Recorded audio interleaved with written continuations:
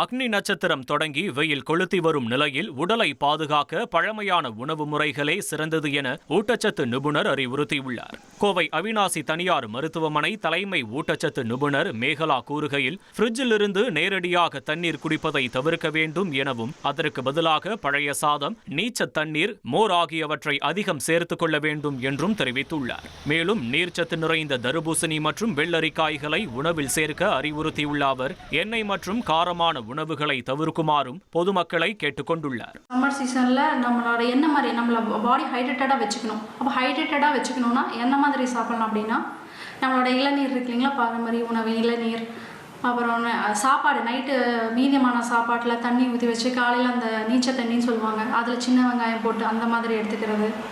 அதுக்கப்புறம் நீர்மோர் எடுத்துக்கிறது.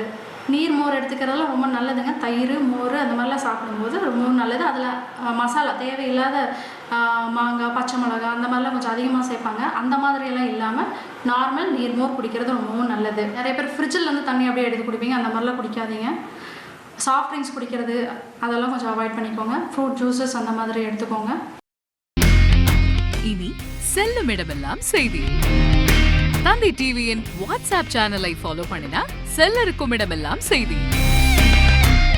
இதோ QR கோட் இப்பவே ஸ்கேன் பண்ணுங்க, ஃபாலோ பண்ணுங்க.